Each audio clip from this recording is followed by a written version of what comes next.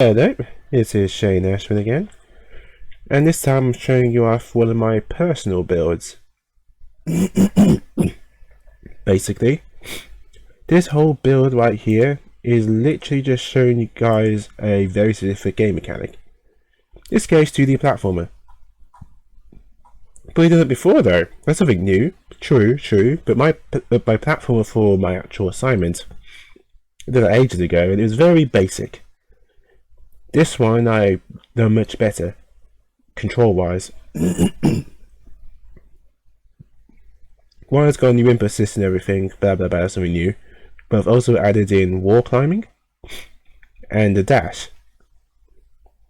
These two very simple things, along with wall sliding. These two very simple things greatly increase replayability. Well, not with replayability at the level, but basically it just makes the character a lot more easy to control and a lot more fun to control. You can play more options basically. It's pretty cool. Basically, script wise, I only have one script for everything. This is my original controller script. I'm not going to show that off because it was pretty bad. But a new version of the script I'm actually using was much better for this. Along the way, I learned basically how to use a trail renderer. This is mostly for the dash. Pretty simple to use and set up. And still rigid body 2D and stuff. I'm sticking with that.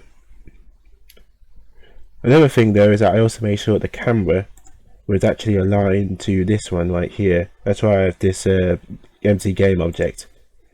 The game object right here basically is literally just to make sure that my camera does not go off screen. So you see this blue background? That's basically the full panel of the camera. But without that confiner, you'd see that outside there. That's not very professional. Because it's purely based on the mechanical side and not how it looks, I pretty much just create a splice within Unity itself. I did add two circles though onto the player, so that way you can actually see oh, so you can't see because the gizmo. Because I added a flip function. That's very important, so that way I could only grab a wall, slide or jump around it or off it while it's facing that specific side. But I also made a dash too. And even managed to make a few things along the way about unexpected side effects on mechanics, which actually made the gameplay even better. There's enough talking about it, let's actually play and see what it's like, shall we? Once it loads. And here we go.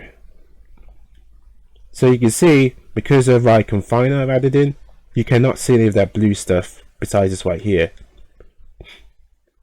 Basic controls, except for one thing. This, my dash. Now, you can't dash infinitely. You'll probably hear me tapping away there. That's to make sure the player can't just infinite dash all the time. So I added a timer towards it. This is basically wall climbing. I've inadvertently added this. It's supposed to be like wall jumping. You can technically jump off the wall, as you can see. But I also added in wall climbing inadvertently by just holding down the left stick or the stick where you're facing. You can actually climb up the wall by pressing the X button as well. If you just hold the directional button while on the wall, you slide down slowly. And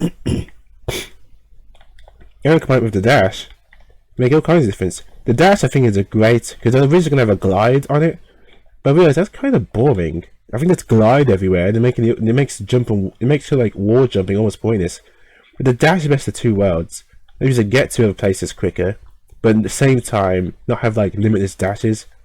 But like I said, the wall climbing mechanic like this, that was an intention. I was not meant. I would mention this to like do a jump off a wall. But not complaining, it's a pretty cool thing. But another cool side effect I'm created was something else too. If I press the jump button, the up button diagonally up, and also the left trigger or the dash button at the same time, I can do this. I can dash diagonally. I can only dash diagonally left or right, because the dash is set to my horizontal axis. But it's pretty cool. As you can see, I can really go places now with this. This was not intentional at all. I can only dash upward as well, but it's still a really cool thing to add in. Not that I was trying to, but I'll show you guys that sometimes accidentally adding stuff in by mistake or inadvertent glitches can make the game a lot much funner.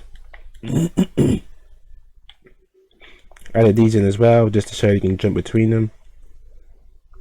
Yeah, I made a simple flip. That's why I added those two eyes there, because I want to make a flip script to flip between them.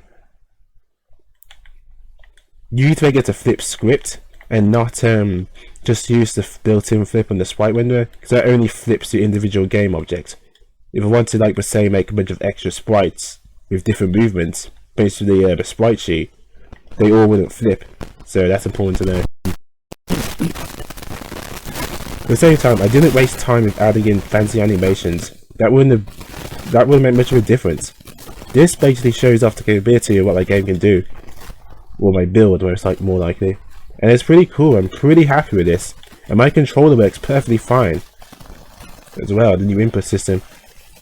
Before I only used new input for jump and movement, but I managed to add a simple input for basically dash, which is pretty easy to do. Pretty much the same with adding in my jump, to be honest. Not gonna lie, the new input system did kind of scare me at first. Once I found the right tutorial on how to do it myself, it's a lot more easy to do. It's probably still things to learn from it, because I'm gonna try making other builds as well. But yes, this is basically my 2D platformer build. Simple to the point. Most importantly, it's a whole lot of fun.